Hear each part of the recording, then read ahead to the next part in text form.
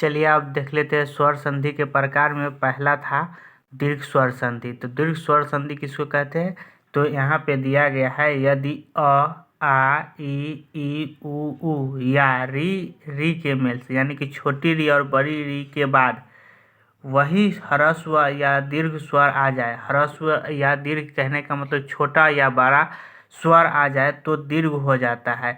जैसे यहाँ पे हम लोग एग्जाम्पल के माध्यम से समझते हैं, जैसे कि यहाँ पे ह्रस्व यानी कि छोटा आ छोटा आ दोनों मिलेगा तो दीर्घ बनाएगा यानी कि बड़ा आ बनाएगा, या फिर छोटा आ बड़ा आ मिलेगा तो यहाँ पे आ बनाएगा, या बड़ा आ और छोटा आ दोनों मिलेगा तो आ बनाएगा, या फिर बड़ा दोनों मिलेगा तो बड़ा ही बनाएगा।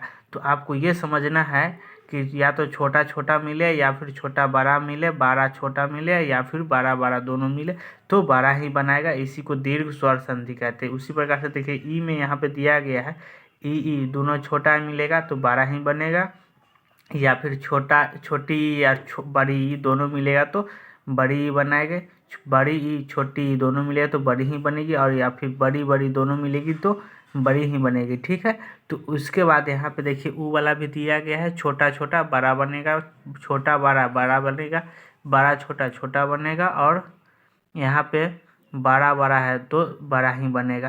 तो इस प्रकार से आप लोग समझे होइएगा कि दीर्घ स्वर संधि कहने का मतलब कि दीर्घ बनेगा, दीर्घ मतलब बड़ा होता है। तो आपको ये ध्यान में रखना है कि जब दीर्घ दिया गया है तो दीर्घ ही बनेगा यानी कि बड़ा ही बनेगा। तो ये भी पूरा बड़ा है, ये भी पूरा बड़ा ई है, और पूरा बड़ा ऊ है। ठीक है, तो आपको इतना ही बात ध्यान में रखना है, दीर्घ का मतलब बड़ा होता है यानी कि बड़ा ही बनेगा। चलिए एग्जाम्पल के माध्यम से देखते हैं। यहाँ पे दिया गया है कोणार्क। तो पहला जो है कोणार्क, तो कोणार्क में जो है न है, तो न को जब हम तोड़ेंगे तो न और अ में टूटेगा। जैसे कि यहाँ पे देखिए न को हम तोड़ेंगे तो न और अ में टूटेगा। तो ये जो संधि विच्छेद होता है तो प्रथम वर्ण के अंतिम शब्द प्रथम शब्द के अंतिम वर्ण, प्रथम शब्द क्या है कोण, तो अंतिम वर्ण इसका क्या हो जाएगा तो न और अ में टूटेगा। तो अंतिम वर्ण तो अ हो गया, और दूसरे शब्द के प्रथम वर्ण, तो दूसरा शब्द के प्रथम वर्ण क्या है अ है। तो यहाँ पे अ, तो अ इसका न के अ मिलेगा और ये अ मिलेगा, दोनों मिलके क्या बनाएगा तो दीर्घ बनाएगा। अभी हम तुरंत बताए अ और अ मिल करके क्या बनाता है, अ और अ मिल करके आ बनाता है। तो यहाँ पे अ और अ मिल करके क्या बनाया आ बनाया।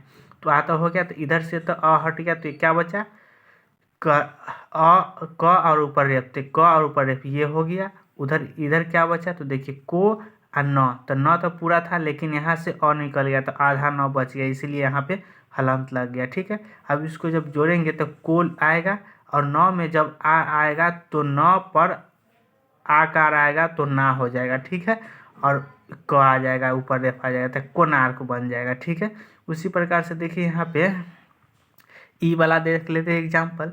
ई वाला में दिया गया है गिरी जोड़ ईस।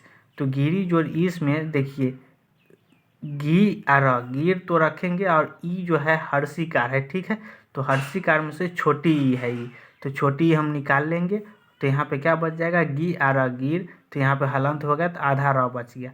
और यहाँ पे बड़ी ई है तो बड़ी ई, तो यहाँ पे छोटी ई और बड़ी ई मिलकर के बड़ी ही बनाएगी। तो यहाँ पे हम अभी आपको बताए थे छोटी ई और बड़ी ई, तो यहाँ पे देखिए छोटी ई और बड़ी ई मिलकर के बड़ी ई बनाएगी। तो यहाँ पे क्या हो जाएगा बड़ी ई बन जाएगा, और इधर ई निकल गया तो स बच गया। अब देखिए गी और आधा र, तो र में ई बड़ी ई आ गया, तो यहाँ पे हम बड़ी ई दे दिए दीर्घिकार, और यहाँ पे स, तो गिरीश बन गया। उसी प्रकार से ऊ वाला देख लीजिए,